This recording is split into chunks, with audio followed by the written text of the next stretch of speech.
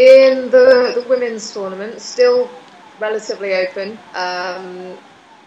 England have looked good, although they made it hard work for themselves yesterday against India because they were in a very good position, having done well in the power play, and then kind of lost their way a little bit on a track that was turning. India came back into the game really, really well with their spinners, Harmanpreet Kaur in particular with her googlies. The girls struggled against that. Ekta Bisht, a great selection. She picked up 4 wickets, and just generally the spinners looked really good. I think from India's point of view, started off really well against Bangladesh, and then kind of went into their shell a little bit against Pakistan. I don't know whether the pressure of expectation got to them, the fact that it was quite a big game.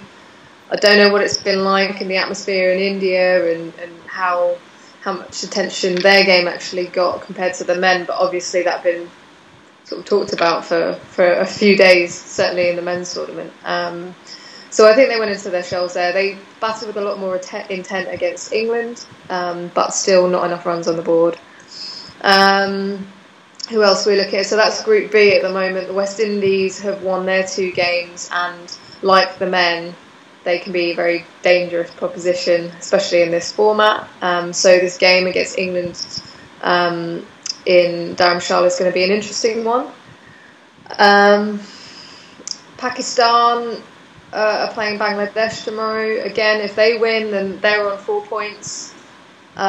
It then all boils down to India against the West Indies in their final game as to whether they can qualify. So that group's still quite open. For Group A, New Zealand have been looking very good, as have the men, under the leadership of Susie Bates, and Hayley Tiffin's come back to coach the Kiwi side, having been a player herself. I think she would have brought a lot to the team, and they just seem to be quite settled in their 11, which is the complete opposite to Australia. In fact, we're drawing a lot of parallels to the men, because the top 6 for the Australian women have looked a little bit unsettled. They promoted Erin Osborne to number 3, which was a bit of a surprise for a lot of people watching, considering she hasn't batted above number 6 in the past for Australia. And you've got the likes of Elise Perry, who's coming down the order, which I don't necessarily agree with.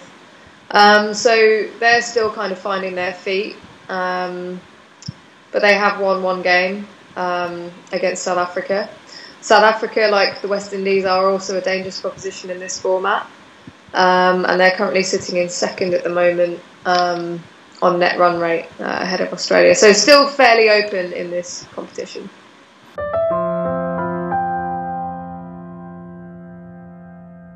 I think I can completely empathise where she's coming from, because the women's game doesn't get that much TV coverage, and when it does, it needs to showcase a good game for, you know, the growth of the game, and for people watching to actually want to watch again. So I can empathise from that point of view. From a competition point of view, we've seen it across the men's and the women's games, and ultimately, yes, pitches could have been a bit better, and you always want to see. You ultimately you want to see a good contest between bat and ball, and at the end of the day, if conditions don't change too much between the 3 hours of play, then you've got to say, well, actually, you just weren't good enough on the day, because both teams have the same conditions to deal with. So I think from that respect, you know, and wanting to go on to the semi-finals and winning the tournament, you've just got to deal with what's put in front of you on the day. And that's one side of things. The other side is the fact that, yes, we are trying to grow the women's game and make it watchable on the big stage. And the fact that it came down to the wire, you know, from an entertainment point of view, I thought it was actually quite thrilling. I don't know what a lot of people thought of it, but I was certainly on the edge of my seat.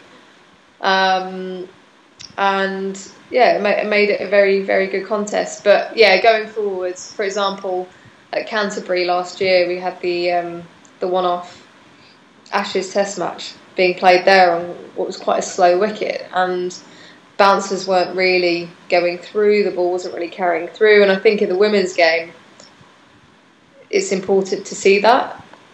So I do think it's